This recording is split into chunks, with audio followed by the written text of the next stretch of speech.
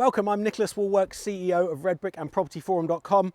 I'm here today on my mentee client site I want to do a quick video actually on talking about the services in a building. I have touched upon it in other videos, but I felt it was kind of warranting a dedicated video on the subject really, because of the importance of it really. When you're doing a new construction site, it doesn't matter how big or how small, you need to make sure the incoming services to that building are of the right size, the right capacity to deal with the project you're building. If you're converting something from a commercial use to a residential use, often there's an increased load with the number of people living there. If everyone wants a shower at the same time, you're going to need increased water supplies, increased electric supplies, increase everything to cope with the demand of all those extra tenants.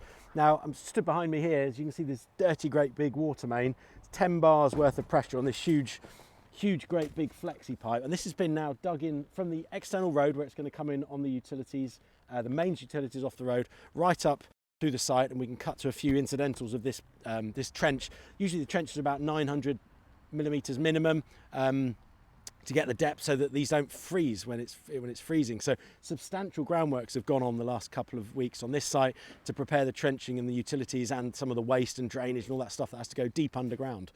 It's expensive stuff and you need to get it in early and fast.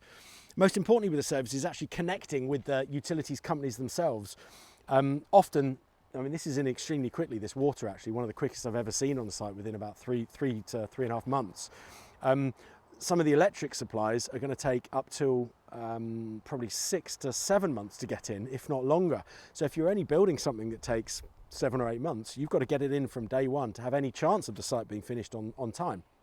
The utilities are a real area where, on the service supplies, a real area of risk for developers where it can take many months to get them in. It's out of your hands because it's with SSE or Thames Water or whoever your local utility supplier is for that relevant service. And it's largely out of your control, both in terms of cost and in terms of delivery and timescales and the effect on your critical path on your build, the effect on your end delivery date. If you haven't hooked up your services right from day one, you're making big errors. So you need to have all your designs done up front, all your structural engineers or your civil engineers and all these kind of people feeding into how to dig the trenches, how to build them through the building, how to support them, how to get these main services out to the road, and then also connecting with the utility companies early doors to say this is the supply demand we need, whether it be water, electric, gas if you've got that, whatever.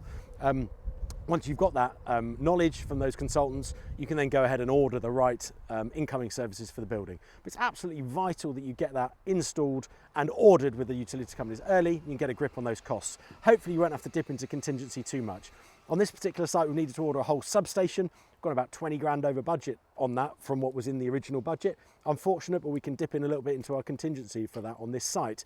Bit of an unknown, huge demand for these sites and not as much supply in the areas we'd hoped. So, it's always a learning lesson. You can never predict it, but getting that knowledge in early in a site can allow you to make it up in other areas as well. Hope that's been a useful tip. If you're looking to get into hands-on investing, developing, and you'd like help with that, I offer mentorship packages, whether it's pay-as-you-go or working on a kind of a JV acquisition basis. I work with people getting into all those kind of things, whether it's getting into office to residential schemes or HMOs, everything from a small to a large scale. I do everything in between. I can help you. Maybe you're on a project site that's gone wrong, in a property development that's gone wrong, or you're losing control of the costs or control of the builder. You're getting into some sort of difficulties. We can come in and also help with difficult sites where you've got an existing problem.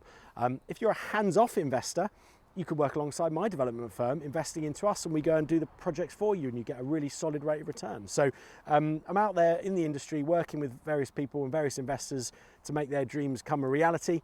If you'd like to get involved, do reach out, and I'd like to hope to hear from you soon. Also, don't forget to subscribe to the channel, hit the bell icon, and I'd love to hear your comments. Please comment, was this useful for you, this video? Was it helpful? Understanding services better?